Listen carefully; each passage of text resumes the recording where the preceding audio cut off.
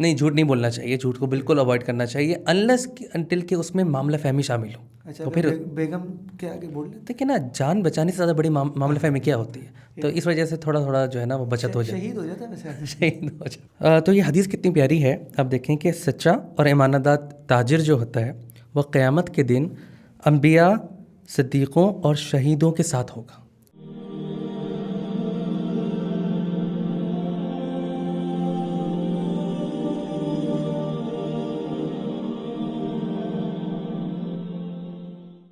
बिस्मिल्लाहिर्रहमानिर्रहीम।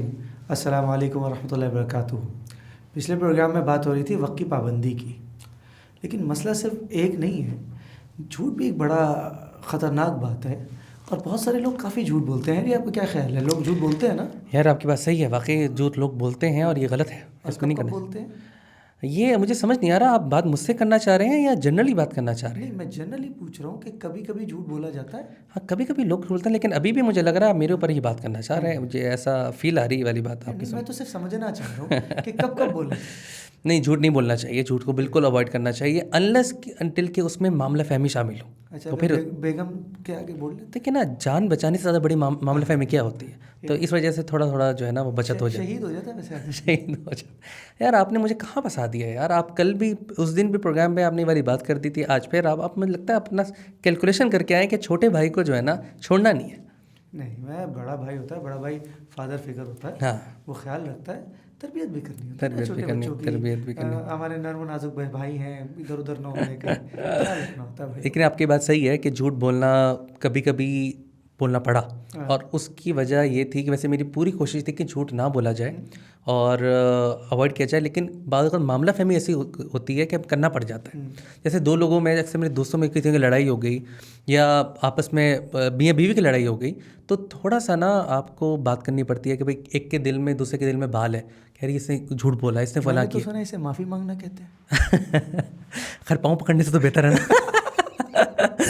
तो लेकिन ये है कि एक तरह मामले फहमी करना कि उसकी बात है, उसको बात को थोड़ा सा लाइट कर दिया कि भाई नहीं, तुम्हारे बारे में तो फला ये बात कह रहा था, नहीं तुम्हारे बारे में फला ये बात कह रहा था, तो उससे क्या होगा, उसका दिल थोड़ा अच्छा हो जाएगा और दो भाइयों के दरमियान, दो लोगों के दरमियान आपस में मोहब्बत हो जाएगी। तो इससे अच्छी बात क्या हो सकती है? नहीं, आप सही कह रहे हैं। देखिए, मियाँ बीवी में मोहब्बत, इवन मेरे साथ भी एक वाक़या हुआ है। मेरे बड़े अच्छे दोस्त आए मेरे पास, बस अनफॉर्चुनेटली उनको अपनी बेगम पसंद नहीं आई।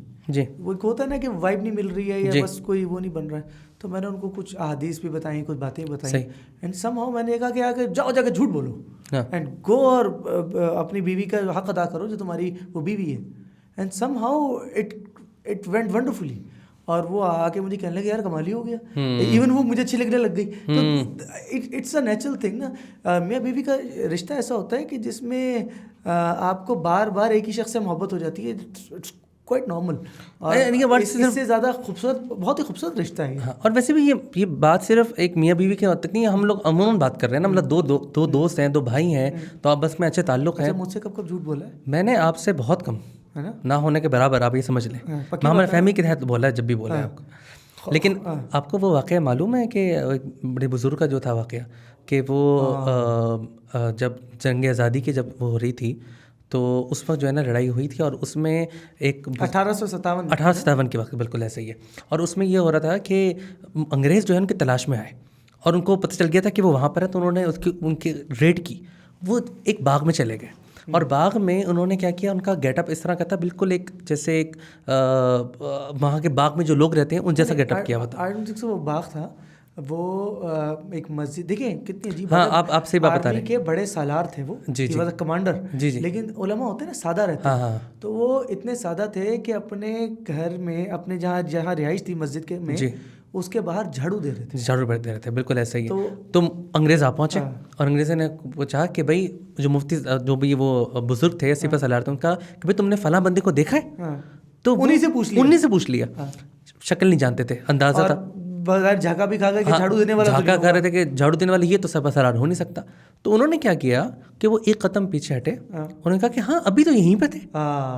तो अब आप देखें कि इसमें इन्होंने झूठ भी मतलब इस तरह से बोला है, झूठ नहीं बोला, कवर किया उसको, और जो है अपनी जान बचाई। हालांकि वो झूठ बोल सकते थे, झूठ बोल सकते थे, यहाँ एहतियात की और झूठ नहीं बोला, क्योंकि एक कदम पीछे हट गए थे ना। तो देखिए कैसी बड़ी बात। मैं भी एक बड़े आदमी को जानता हूँ जी, है तो बड़े काबिल आदमी, लेकिन उन्होंने एक दफ़ा मदरसे से छुट्टी कर ली। अच्छा। और छुट्टी भी कर ली, और छुट्टी करके एक और छुट्टी कर ली। एक तो छुट्टी हो गई, उसके बाद दूसरी भी कर ली। अच्छा। जब दूसरी की ना, तो जाके जो अटेंडेंस मार्क करते हैं उनको जाके बताया कि जी मेरा एक गुजरता ये मसला था। उन्होंने कहा ठीक है जी। तो उन्होंने कहा कि जब मैं कल सुबह जब अटेंडेंस ले रहा हूँ ना, तो आप मुझे वहाँ रिमाइंड करा दीजिएगा, मैं आपकी लीव लगा दूँगा। सही। कहा ठीक है। तो इन्होंने जाके, उसका कोई रीज़न ऐसा था कि लेट हो गया था, लेकिन प्रॉपर जस्टिफाइड रीज़न था। सही। तो वो जो है ना वो पहुँच गए अगले दिन। अच्छा, मैं भी लाइन में था क्योंकि उनके बाद मेरी बारी थी, तो मैं अब देख रहा हूँ कि ये क्या बात हो रही है, क्या होगा आज। तो वो कहने लगे कि उनके पास गए, हमसे कहा कि वो मेरा ना कल लेट हो गया। हाँ। उन्होंने कहा अच्छा। फिर जब वो जाने लगे ना, कह लगे वो परसों क्या हुआ था। वो कह रहा है कहा तो है लेट हो गया था। Sir dual leave. अच्छा, आपको ना कुछ हम बात कर रहे थे, बड़ी हम लोगों ने बात कर रहे थे कमिटमेंट्स की, टाइम ऑनर्स की। इसके ऊपर कुछ बड़ी प्यारी हदीसें हैं। आपको पता है मैं भी आपको तैयारी करके आता हूँ, आपके लिए ऐसा नहीं होता कि लाइट छोड़ो। हदीस की तैयारी करना अच्छी बात है, लेकिन वक्त पर तैयारी करना एक अलग बात है। बिल्कुल सही बात है। तो ये हदीस कितनी प्यारी है। आप देखें कि सच्चा और ईमानदार ताजिर जो होता है वह क़यामत के दिन अंबिया, सिद्दीक़ों और शहीदों के साथ होगा। क्या कमाल की। तो आप ये देखें कि सच्चाई और अमानत कितनी इम्पोर्टेंट चीज़ें। हमारे उस्ताद जामिया शरफिया के एक दफ़ा बता रहे थे जी, कहने लगे देखो वो जो एक बात होती है ना कि एक चीज़ होती है थियोरेटिकल, जी, जब वो प्रैक्टिस में आती है ना, जी, it becomes a different thing. बिल्कुल सही बात है। वो कहने लगे कि देखो हमें वो मुस्लिम की जो हदीस पढ़ा रहे थे, कहीं बुयुआत होती है ना हमारी फाइनेंशियल ट्रांजैक्शंस के जो इश्यूज होते हैं, वहाँ बात हो रही थी। वो कहने लगे कि सूफ़ी, वो अपने स्टूडेंट्स को ना सूफ़ी कह के बोलते जी, कि सूफ़ी ये ना ये यहाँ पे ऐसा लग रहा है, जब अपने साथ होती है ना तभी तकलीफ होती है। कहने लगे एक दफ़ा मेरे साथ ये हुआ हाँ, कि मेरी आबाई ज़मीन में इतनी सी जगह जिसमें से पानी की नहर भी नहीं खुद सकती, हाँ, वो जगह जा रही थी। तो उसके लिए मैं साथ वाले से लड़ पड़ा, उस छोटी सी जगह के लिए। बाद में मैंने रियलाइज़ किया यार क्या फजूल बात थी, इसके लिए मैं लड़ा। तो ये जो हदीस का लिंक बता रहे हैं ना कि आप गौर देखें, ताजिर ईमानदार, वो रीज़न ये है कि उसको एट टाइम यानी हीट ऑफ द मोमेंट में उसको ऐसे ऐसे दो नंबरी के तरीके मिल रहे होते हैं जी, कि उसको लगता है ये कर लो तो यूँ हो जाएगा, यूँ कर लो तो यूँ हो जाएगा।